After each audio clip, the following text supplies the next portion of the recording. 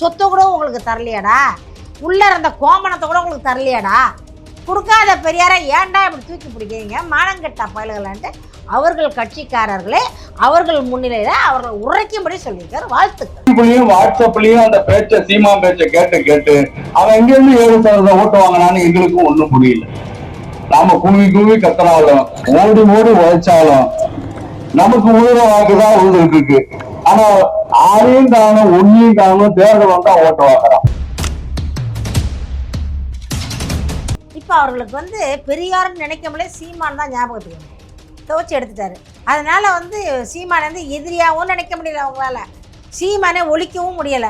ஆனால் சீமான் ஏதோ ஒரு வகையில அவங்கள டிஸ்டர்ப் பண்றாரு. அச்சப்பட்டு நின்றோம், இவர்களை பெரியவர்களாக்கிவிடக் கூடாது என்று புறக்கணிக்க நினைத்தோம். உண்மையை சொல்லுகிறேன், சீமானை இனி நான் சொல்லித்தான் பெரியாள் ஆக்குகிறேன் என்று நான் நினைத்தால் நான் தவறாக என்னை பற்றி கணக்கு போடுகிறேன் என்று பொருள். அது ஒரு மானங்கட்ட ஈத்திர திருமாவளவனை காசுக்காக மாரடிக்கிற கூட்டம் தான் அவரு. அங்கே கொண்டு இளைஞரை கொண்டு விலைக்கு வித்துக்கிட்டு இருக்காரு அவரு. அவர்களுக்கு புரியுது அது ஒரு லவுடு ஸ்பீக்கர், அது அறிவு இருக்காதுக்கு. அவங்க ஆத்தா பாடி விட்டாங்க, அதை சின்ன புள்ள, அது படிக்கணும், அது வளரணும், பட்டம் வாங்கணும், வாழ்க்கையில் முன்னுக்கு வரணும், வாழ்க்கையில் பெரிய ஆள் ஆகணும், அது சாதிக்கணும் நிறையா. இதையெல்லாம் இருக்கும்போது முளைச்சி 3 நாளாக வரல. இன்னும் அது அறிவு கட்ட தற்கொலை போனே, உனக்கு அறிவு போட்டுருக்கா இல்லையா, லூசு மாதிரி பேசிக்கிட்டு இருக்க லூசு போனேன். இல்லை என்னைய ஃப்ராடு கிடப்புன்ற லூசு நீ தற்கொலை நீ இல்லை சொல்லு. நீ இன்னும் ஒன்னையும் அனுபவிக்கல, ஒன்னையும் பார்க்கல, ஒன்னையும் கேட்கல, ஒன்றுமே இல்லாமே இந்த துள்ளலா. எவ்வளோ 500 ரூபா கொடுத்தாங்களா? உனக்கு என்ன 100 ரூபா கொடுத்துருப்பாங்க. 101 ரூபா, 101 ரூபாய்க்கு இந்த கூறியா குழந்தை போய் கொடுத்த 101 ரூபாய்க்கு ஐஸ்கிரீம் வாங்கி சாப்பிட்டு வீட்டுக்கு போ. சீமானை பற்றி பேசினா தொடப்பக்கட்டை பிஞ்சிரும் உனக்கு.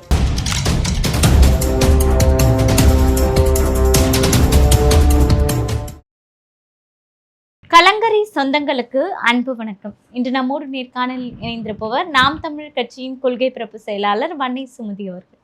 வணக்கம்மா. வணக்கம். நலமா இருக்கீங்களா? நல்லா இருக்கம்மா. அதாவது நலமா இருக்கம்மா. அதாவது சீமான் அவர்கள் வளர்ச்சி அடைகிறார் அப்படின்னு பொது வெளியில ஊடகங்கள் பேசாம இருக்கலாம், கருத்து கணிப்புகள் புறக்கணிக்கலாம், இப்படி எல்லாம் இருந்தாலும் தீகா மேடையில அரியலூர்ல பாத்தீங்கன்னா ஒரு விழா ஒன்று நடத்திருக்காங்க, குடியரசுகளின் விழா அப்படின்னு சொல்லிட்டு. அந்த விழால தீகாவினர் மேடை போட்டு வீரமணியினோட முன்னிலையில ஜெயங்கொண்டம் எம்எல்ஏ கண்ணன் பேசியிருக்காரு. சீமான் அவர் வளர்ந்துட்டு இருக்காருயா, அதாவது நம்ம கிட்ட இருக்கிறதெல்லாம் கிழட்டு பீஸுங்க, 2K கிட்ஸ் எல்லாம் அவரு கவர்ந்துட்டாரு அப்படின்ற மாதிரி பேசுறாரு. வீரமணி அப்படியே ஆனவரே பார்த்துட்டு இருக்காரு. இது எப்படி பாக்குறீங்க? அந்த எம்எல்ஏக்கு வாழ்த்துக்கள். ஃபர்ஸ்ட் அவர் உண்மையை பேசியிருக்காரு, உறக்க பேசியிருக்காரு. அப்புறம் நம்ம நாம் தமிழர் ஆளா இருப்பாரோ சீக்கிரத்தில் வந்துடுவாரு. நாம் தமிழருக்கு உண்மையை தானே சொன்னாரு, உண்மையிலே வளர்ந்துகிட்டு இருக்கு. அதை ஏன் அவர் சொல்லியிருக்காருன்னா, இதை ஒத்துக்க மனம் இல்லாத சில தற்கொலைகள் கீழே இருக்கும். என்ன சொன்னாலும் சீமான் வளர்ந்துட்டாரு, சீமானுக்கு ஓட்டு அதிகமாயிட்டு அவர்கிட்ட இளைஞர்கள்னா அந்த தற்கொலை கீழே அந்த கல்லூரிகள்லாம் நம்பாது. எல்லாம் 90 வயசு 95 வயசு நடக்க தள்ளாடிட்டு உட்காந்துருது. அப்போ அவர்கள் உணர்த்தும் வகையில் அந்த எம்எல்ஏ பேசியிருக்காரு. அதற்கு காரணம், நீங்கள் நடத்துகிற அரசியல் சரியில்லைடா, துப்புக்கட்ட அரசியல் பண்ணிகிட்டு இருக்கீங்கடா, சீமான் வளர்ந்துக்கிட்டு இருக்காருடா, இளைஞரை பூரா அங்கே போய்கிட்டு இருக்காங்கடா, நீங்கள் இளைஞரை பூரா பிடிக்க வச்சுக்கிட்டு இருக்கீங்கடா, அவர் வளர்த்துக்கிட்டு இருக்காருடான்னு சொல்லியிருக்காரு. அது இவர்களுக்கு புரியும்படி சொல்லாமல் மறைமுகமாக சொல்லுங்க. நம்மளுக்கு புரியுது பார்த்தீங்களா? உங்களுக்கு புரிஞ்சுதா? எனக்கு புரிஞ்சுதா? அதை தான் அது சிம்பாலிக்காக சொல்லியிருக்காரு. அதனால இந்த கிழவாங்களாம் வழி விடுங்களா சின்ன பிள்ளைங்களுக்கு. 99 வயசு வரைக்கும் கொடியை பிடிச்சி நிற்காதீங்கடா, பெரியார்னு பேசாதீங்கடா. பெரியார் மூத்தர சட்டியை தவிர அவர் என்னடா அவங்கள்ட்ட கொடுத்துட்டு போனாரு? அந்த ஒரு தடியையும் மூத்தர சட்டையும் கொடுத்தாரடா, அதை வச்சுக்கிட்டு என்னடா பண்ணுவீங்கன்னு சொல்லாமல் சொல்லியிருக்காரு. பெரியாருக்கு சொத்தெல்லாம் கொடுத்தாரடா, உங்கள் கட்சிக்கு எழுதி கொடுத்தாரடா, உங்களுக்கு கொடுத்தாரடா. அப்போ கூட வளர்த்த பொண்ணை கல்யாணம் பண்ணி அவங்க பேரில் தானடா கொடுத்துட்டு போனார். சொத்தை கூட உங்களுக்கு தரலையாடா, உள்ளே இருந்த கோமணத்தை கூட உங்களுக்கு தரலையாடா. கொடுக்காத பெரியாரை ஏன்டா இப்படி தூக்கி பிடிக்கிறீங்க மானங்கெட்ட பயல்களான்ட்டு அவர்கள் கட்சிக்காரர்களே அவர்கள் முன்னிலையில் அவர்கள் உரைக்கும்படி சொல்லியிருக்காரு. வாழ்த்துக்கள். இல்ல அவர் வயிற்றுச்சல்ல பேசுறாரு அப்படின்னு சில பேர் சொல்றாங்க. நீங்க அப்படி பார்க்காம அவர் பாராட்டுறாரு அப்படின்ற மாதிரி எடுத்துக்கிறீங்க. அதாவது வயிற்றுச்சல்ல பேசினாலும் நிதர்சனமான உண்மையை தான் அவர் சொல்லியிருக்காரு. பெரியார்னு பேசுறாருல, அவரும் தானே பேசுறாரு. பெரியார் என்னத்தை அவருக்கு பிடிங்கி கொடுத்துட்டு போனானுங்க, ஒரு மசரையும் பிடிங்கி கொடுக்கல அவங்களுக்கு. போனவர் என்ன சொன்னார், கர்ப்பப்பையை வெட்டினாரு, தாலி அறுனாரு, ஆம்பளைங்களுக்கு பூரா துரோகம் தான் பண்ணியிருக்காரு பெரியார். ஆம்பளைக்கு மரியாதை கொடுக்காதன்னு சொன்னவர் பெரியார், ஆம்பளைக்கு பிள்ளையை பெற்றுக்காதன்னு சொன்னவர் பெரியார், ஆம்பளை கட்டின தாலியை வச்சுக்காதன்னு சொன்னது பெரியார். அந்த ஆம்பளை மடையனுங்க போய் பெரியார் கையை தூக்கி பிடிச்சிக்கிட்டு நிற்கிறானுங்க. சொத்தை வந்து அவர் அந்த அம்மையார்கிட்ட தான் கொடுத்துட்டு போனார். வயசான காலத்தில் அவர் கல்யாணத்தை பண்ணி சின்ன பிள்ளைய கல்யாணம் பண்ணி அதுக்கிட்ட சொத்தை கொடுத்துட்டு போனார். ஏன்? மக்களுக்கு எழுதி வைக்கிறது. ஒரு கோயில் சாமி கும்பிட மாட்டார் அவர், சாமியை கும்பிட மாட்டார். அவர் கும்பிட்றதா சாமியை பிடிக்காது பெரியாருக்கு. விபச்சார வீட்டுக்கு தான் அவர் அடிக்கடி போவார். இந்த நடனம் அந்த காலத்தில், இப்போ இல்லை அதெல்லாம், அந்த காலத்தில் சொல்லுவாங்க. அதாவது விபச்சார வீடு.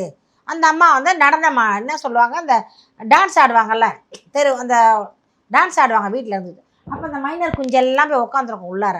அதில் உட்காந்துருந்தா நம்ம கட்சியில் இருக்க நிறைய பேர் இருக்காங்க. நம்ம கட்சி நாம் தமிழர் இல்லை, திமுகவில் உள்ளவர்கள், அண்ணன் பெரிய பெரிய கட்சி பெரியாரெல்லாம் வந்து அங்கே போய் சாப்பிடுவாங்க, கூட தடையை தொட்டிட்டு உட்காந்துருப்பார்.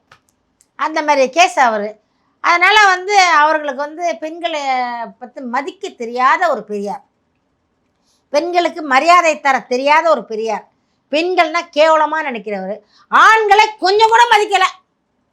ஏன் நம்ம கதை புத்தகத்தை எழுதியிருக்காங்க, அந்த புத்தகத்தில் வந்திருக்கு அவர் வந்து விபச்சாரியோட தான் அந்த ஆத்தாங்கரையில் உட்காந்து கும்மாளம் போட்டுக்கிட்டு இருப்பாருன்னு. எல்லாம் கரெக்டு தாம்மா. அங்க நடந்தது தீக்காவினது, பெரியாரினுடைய பெரியாரிஸ்டுகள் ஆதரவாளர்கள் தான் அங்க இருக்காங்க. அங்க வந்து எப்போதுமே பெரியார் துதி பாடுவதுதான் நம்ம வழக்கமா பார்த்திருக்கோம். அப்படியே இல்லாதாலும் திமுக துதி பாடுவாங்க.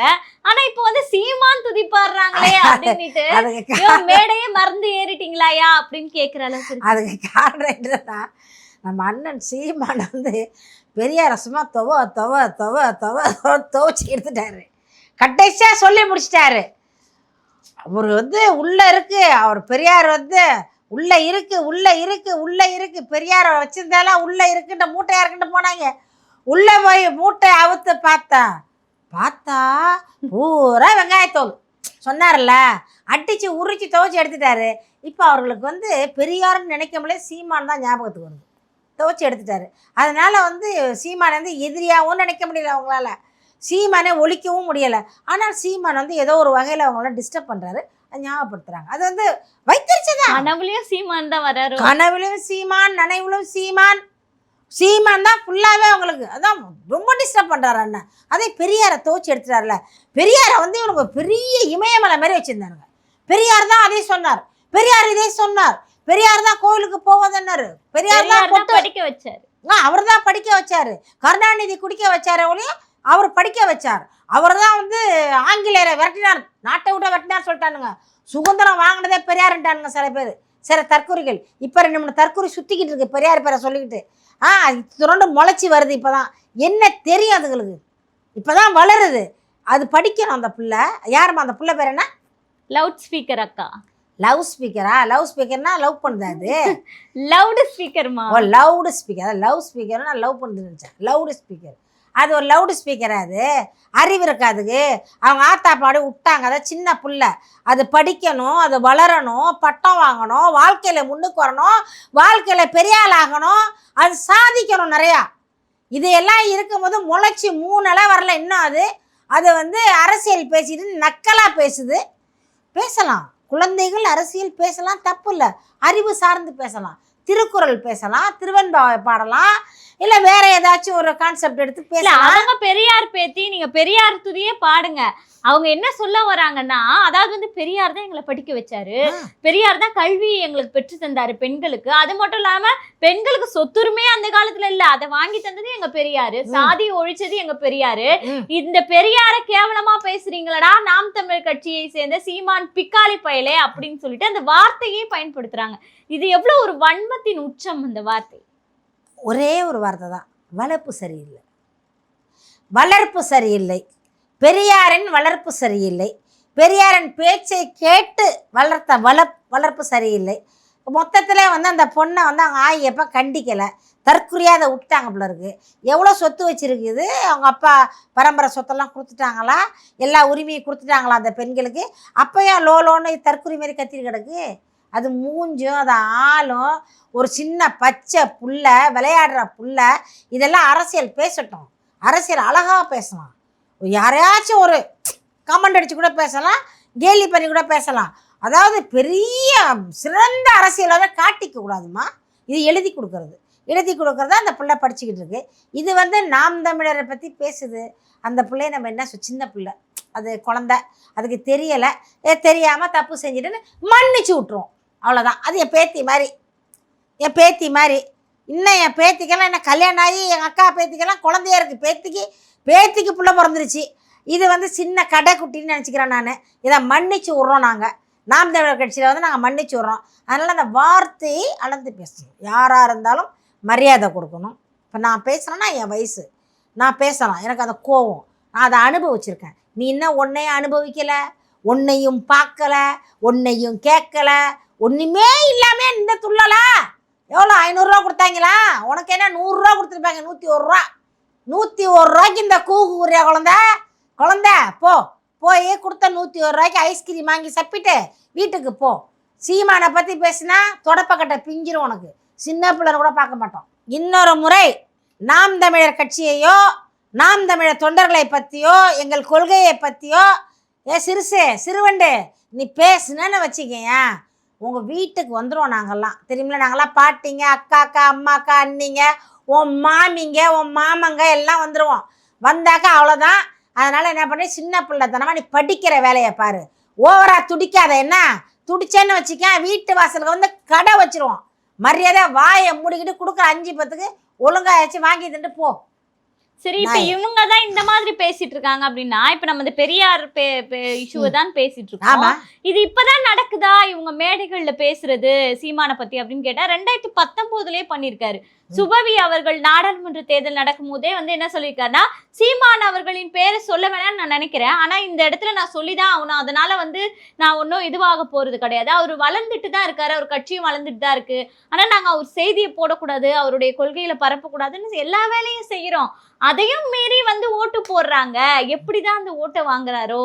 ஆனா வந்து இந்த நாடாளுமன்ற தேர்தல்ல பாருங்க, அவர் 4% மேல வாங்குவாரு அப்படின்னு சொன்னாரு. அதே மாதிரி 4% வாங்கியாச்சு. அப்ப வந்து இந்த மாதிரி அந்த கணிப்பு, பகுத்தறிவு பகலவனுடைய கணிப்பு அன்னைக்கே வந்து பழிச்சிடுச்சு இல்லையா? பழிச்சிடுச்சுன்னா அவங்கள்ட்ட வந்து ஆதரவாளர்கள் குறையிறாங்கல்லம்மா. இப்போ ஓப்பனா பேசிடுறாங்கம்மா. ஃப்ரெண்டு பேசிக்கும் போது, இப்போ நீங்கள் எல்லாம் பேசும்போது, போம்மா என்னம்மா கட்சி இது, எனக்கு இந்த கட்சிக்கு பிடிக்கலம்மா, நான் அந்த கட்சி விட்டு வேறு. இப்போ முதல்ல வந்து அம்மா ஜெயலலிதா இறக்குறதுக்கு நான் அதிமுக தான், ஆனால் ரொம்பலாம் போக மாட்டேன், ஒரு நாகரிக கோமாளி மாதிரி இருப்பேன். அப்பப்போ அங்கங்கே ஒரு ஃபங்க்ஷன்னா போவோம்னு வச்சுக்கிங்களேன். அம்மா இறந்த உடனே நாங்கள் ஒரு 200-300 பேர் சேர்ந்து மீட்டிங் பேசினோம். யார்கிட்ட போகலாம்? ரஜினி கட்சி ஆரம்பிக்க போகிறாரு, அவர்கிட்ட போகலாமா? கமல் கட்சி ஆரம்பிக்க அவர்கிட்ட போகலாமா? திருப்பியும் வந்து எடப்பாடி கிட்ட போகலாமா? ஓபிஎஸ்கிட்ட போகலாமா? கருணாநிதிக்கிட்ட போகலாமா? இப்படி கேட்கும் பொழுது நாங்கள் வந்து ஒரு 5 பேர், நான் தான் சொன்னேன், சீமான்கிட்ட நான் போகிறேன், நீங்கள் வர்றீங்களா வரலையா, எனக்கு சீமானை பிடிக்கும். அந்த மாதிரி ஒரு டிசைட் பண்ணுறதுமா. அது அந்த ஒரு கட்சி வந்து அழிய போகுதுன்னா அதை கொஞ்சம் தப்பிச்சுக்கிறதுக்கு வழிதான் இது. அதை போல வந்து இந்த பெரியாரிஸ்டுகள் சீமான் பக்கம் வர்றதுக்கு ஏதாவது வாய்ப்புகள் இருக்கா? வந்துகிட்டு இருக்காங்க. திருமாவளவன் கட்சியிலேருந்து வந்துட்டாங்க. நம்ம கட்சிக்கு நிறைய பேர் நாம் தமிழருக்கு வந்துட்டாங்க. பெரியார் வந்து என்னத்தமா புரியாமல் கடந்தாங்கம்மா. பெரியார்னா ஒரு பெரிய கடவுள் மாதிரி வச்சுருந்தாங்க. ஒன்றும் இல்லை, வெங்காயம் முட்டை சொன்ன உடனே சீனாகி போச்சு. திருமாவளவன் வந்து அவர் வந்து சனாதனம் சொல்லிட்டு உள்ள கோயிலுக்குள்ளே விபூதியை வச்சு அழிச்சோடனே அவர் முகம் வெட்ட வெளிச்சாகி போச்சு. அது ஒரு மானங்கிட்ட ஈத்துற திருமாவளவன் காசுக்காக மாரடிக்கிற கூட்டம் தான் அவர். அங்கே கொண்டு இளைஞரை கொண்டு விலைக்கு விற்றுக்கிட்டு இருக்காரு. அவர்களுக்கு புரியுது, நம்ம இருந்தோம்னா நம்ம முன்னேற முடியாது, உருப்பட முடியாது, நம்ம வாழ முடியாது. இந்த ஆள் என்னன்னாக்கா ஒரு 10 கேஸாச்சும் எடுத்துக்க ஒரு ஆள் மேலேன்னு சொல்கிறான். நம்மளுக்கு வந்து ரொம்ப அசிங்கமாக இருக்குது, நம்ம பொண்ணு கொடுக்க மாட்டான், கல்யாணம் பண்ண முடியலை, சொந்தக்கார வீட்டுக்கு போனால் சேர்க்க மாட்டான், கல்யாணம் காட்சிக்கு போனாக்கா ஒரு மரியாதை இல்லை. ஏன்னா பயம். இவர்கள் வந்து கட்ட பஞ்சாயத்து பண்ணுறவங்க. இவங்க வந்து வேல் கம்பு அது இது தூக்கிட்டு வருவாங்க, அடிப்பானுங்க, கூட்டம் சேர்ப்பானுங்க, கடையை உடைச்சிருவானுங்க. இந்த மாதிரி பயம் வந்துருச்சு. இவர்களின் கதறல்கள் சீமானவர்களுக்கு லாபம். ஆமா, அந்த பிள்ளைங்கன்னா யோசிக்குது இல்லம்மா. எது நல்லதுன்னா சீமான் பேச கருத்தா இருக்கு, அறிவா இருக்கு, நியாயமா இருக்கு, உண்மையா இருக்கு, நடக்கிறத பேசுற. நாளை தமிழகம் வந்து மலரணும்னா சீமான் வேணும். இப்போ நம்ம அங்கே போயிடுவோம். நம்ம காசு வேணாம், பணம் வேணாம். இங்கே இருந்தால் என்னடா கிடைக்குது? கோழி பிரியாணி கிடைக்குது, காசு கிடைக்குது 500 ரூபாய். வேணாண்டா, மானம் மரியாதை தாண்டா முக்கியம், அது வேணும்னா அங்கே போயிடுவோண்டான்ட்டு நிறைய பேர் வந்துட்டாங்க. திருமாவளவன் கட்சியிலேருந்து நிறைய பேர் கட்சிக்கு வந்திருக்காங்க. அந்த எராமிசா அவர் அந்த ஆளோட கூட இருந்தவங்களும் வந்துட்டாங்க. இதெல்லாம் துண்டு சீட்டுமா, இவங்களாம் ஒன்றும் இல்லை, கட்சியை மட்டும் வச்சுக்க வேண்டியது. அதாவது ஒரு விசிட்டிங் கார்டு போட்டுக்க வேண்டியது. உங்களுக்கு நீங்க ஒரு வகையில வந்து அவங்கள பாராட்டு தான் தெரிவிக்கணும். ஏன்னா வந்து சீமான் அவர்களுக்காக தேர்தல் பிரச்சாரம் பண்ற மாதிரி இருக்குல்ல அவங்களுடைய அந்த பேச்சுக்கள். அது தேர்தல் பிரச்சாரம் இல்ல, அவருக்கு வயிற்றுக்குள்ள எரியிற அந்த கேஸ் ஸ்டவ் அப்படி எரியுது. அந்த எரிஞ்சு வெளியில வரும் பொழுது அவர்களுக்கு அறியாமல் சீமான் பேர் வருது. அவருக்கு அந்த மூளையில வந்து ஸ்கோர் ஆயிருக்கு இல்லையா, அவரோட பேர் வந்து ஸ்கோர். நைட்டெல்லாம் டிஸ்டர்ப் பண்றாரு எங்க அண்ணன் போய். அதனால வந்து அவர் அந்த அவர்களுக்கு தெரியாமல், ஏன்டா அப்படி போனால் பைத்தியக்காரன் நினச்சிக்கலாம், எதிர்க்க உட்காந்துருவேன். இந்த உறுப்பில்ல, நம்மலாம் முன்னுக்கு வரல, நம்மலாம் வளரல, நம்ம இப்படி ஆகணும் அப்படி ஆகணும், 10 சீட்டை பிடிக்கணும்னா கொடுத்தா தானடா வாங்க முடியும், கீழே உட்காந்துருப்பாங்க. அப்போ இவங்க என்ன பண்ணுறதுன்னா, அப்படி இல்லைடா சீமான் வளர்ந்துக்கிட்டு இருக்காருடா, அவரை ஒழிக்கணும்டா அப்போ தான்டா கூட ஒரு கோடி கிடைக்கும் அப்படின்னு அப்படி உசுப்பேத்திருப்பார். அது வந்து வைத்தறிச்சலை சொன்னது தான். ஆனால் உள்ளது என்னதாம்மா, நான் உங்களை பார்த்து நீ எல்லாம் ஒரு ஆளா அப்படின்னு போனால் கூட உள்ளுக்குள்ள ஒரு கிடுக்கிடுக்குன்னு ஆடும்ல, கிடுக்குனாச்சும் ஆடும்ல ஒரு பயம். அந்த பயம்தான் அவர்களுக்கெல்லாம். பெரியாருக்கு வந்து தர்மடி வாங்கிட்டாங்க நிறையா, ஒன்றும் பேச முடியாது. இந்த மாதிரி மேடையை போட்டு புண்பட்டா மனசை இந்த மாதிரி சொல்லி ஆத்திக்க வேண்டியது தான்.